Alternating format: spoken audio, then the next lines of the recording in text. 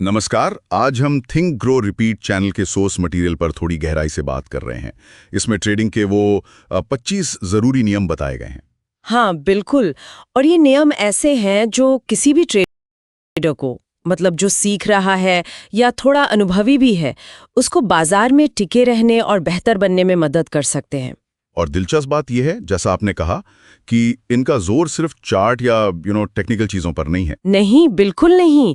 ज्यादा जोर है एक प्रोफेशनल ट्रेडर की सोच कैसी होनी चाहिए, उसका अनुशासन और सबसे बढ़कर अपनी पूंजी को कैसे बचाना है। ये असल में मानसिकता बदलने वाले नियम हैं। हाँ, और पहला नियम शायद इसी सोच की नींव रखता है। हमेशा अपनी ट्रेडिंग कैपिटल को बचाओ। सबसे पहले वही, मुनाफा तो बाद की बात है, पहले ये पक्का करना है कि आप गेम में बने रहें। सुनने में तो ये बड़ा आसान लगता है, पर असल में जब मुनाफा सामने दिखता है ना, उस लालच के सामने अपने पैसे बचाने पर टिके रहना, वही तो असली अनुशासन है। बिल्कुल।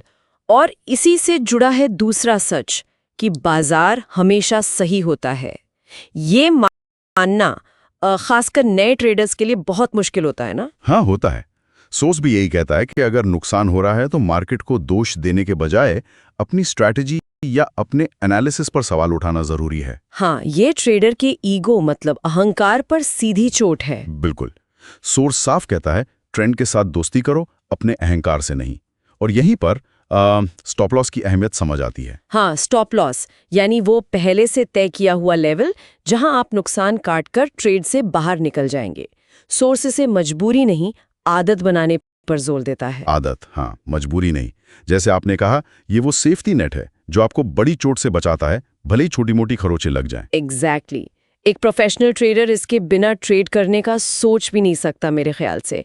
ये सीधे सीधे रिस्क मैनेजमेंट से जुड़ा है। हाँ, जोखिम प्रबंधन मतलब बड़े नुकसान से हर हाल में बचना और छोटे मैनेजेबल नुकसान स्वीकार करना सीखना। क्योंकि एक बड़ा घाटा आपके महीनों की मेहनत, आपका कमाया हुआ प्रॉफिट सब एक झटके में खत्म कर सकता है। इसीलिए सोर्स ओवर ट्रेडिंग से बचने की भी सलाह देता है। मुझे वो लाइन बहुत अच्छी लगी, no trade is also a trade. हाँ, ये बहुत जरूरी है। अगर आपका सेटअप नहीं बन रहा तो किनारे बैठना भी एक समझदारी का फैसला है, जबरदस्ती ट्रेड नहीं करना। और जब ट्रेड करें तो रिस्क रिवॉर्ड रेशियो का ध्यान रखना बहुत जरूरी है। सोर्स कम से कम 1.2 अनुपात की बात करता है। हाँ, यानी अगर आप 1 रुपया खोने का रिस्क ले रहे हैं तो आपका टारगेट कम से कम 2 रुपए कमाने का होना चाहिए, तभी लंबे समय में बात बनेगी। सही है। तो ये तो हुई रिस्क संभालने की बात, लेकिन सोर्स मटेरियल ये भी साफ करता है कि सही तकनीक या सेटअप भी तब तक काम नहीं करता जब तक ट्रेडर की अपनी मानसिकता और अनुशासन सही ना हो। यकीनन, ये शायद सबसे चुनौतीपूर्ण हिस्सा है। नियम कहते हैं ट्रेड सिर्फ अपने तय किए हुए सेटअप पर लो, अपनी अंदरूनी भावनाओं या फीलिंग्स पर नहीं। मतलब लालच में आकर जल्दी प्रॉफिट बुक कर लेना या डर के मारे अच्छी ट्रेड छोड़ देना। हाँ, या फिर FOMO, fear of missing out, कि अरे ये मौका छूट ना जाए, चलो कूद पड़ते हैं, या नुकसान देखकर पैनिक में बेचना। ये सब भावनाओं के जाल हैं जिनसे बचना है। और एक और जरूरी बात, ये रातों रात अमीर बनने वाली सोच से बाहर निकलने की बात भी करता है। बिल्कुल। ट्रेडिंग एक बिजनेस की तरह है, इसमें धैर्य रखना पड़ता है। बाजार रोज खुलता है, मौके फिर आएंगे। अपनी रिसर्च, अपने प्लान पर भरोसा करना जरूरी है, ना कि दूसरों की टिप्स पर। हाँ, और इसी अनुशासन का एक और जरूरी हिस्सा है रिवेंज ट्रेडिंग से बचना। ओह हाँ, ये बहुत कॉमन है। अगर एक ट्रेड में नुकसान हुआ तो उसे तुरंत वसूलने के चक्कर में गुस्से या हताशा में और ज्यादा ट्रेड करना, यह अक्सर और बड़े नुकसान की वजह बनता है। बेहतर है थोड़ा ब्रेक ले लो, शांत हो जाओ। बिल्कुल। सीखने की प्रक्रिया पर भी काफी जोर है, जैसे एक ट्रेडिंग जर्नल बनाना। हाँ, जिसमें हर ट्रेड, चाहे मुनाफा हुआ हो या नुकसान, उसका कारण क्या था, आपकी सोच क्या थी और उससे आपने क्या सीखा, ये सब लिखना। ये एक तरह का सेल्फ एनालिसिस है। सही कहा। और शुरुआत में पैसे कमाने से ज्यादा सीखने पर ध्यान देना चाहिए।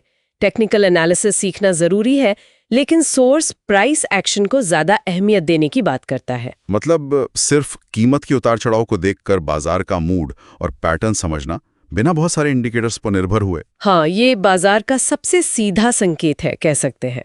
और वीकेंड का समय अगले हफ्ते की तैयारी और मार्केट एनालिसिस के लिए इस्तेमाल करना भी एक अच्छी आदत बताई गई है। सोर्स तो यहाँ तक कहता है कि मार्केट को एक स्कूल की तरह समझो जो रोज हमें कुछ न कुछ सिखाता है, कभी कभी थोड़ी सख्ती से। हाँ, सही है।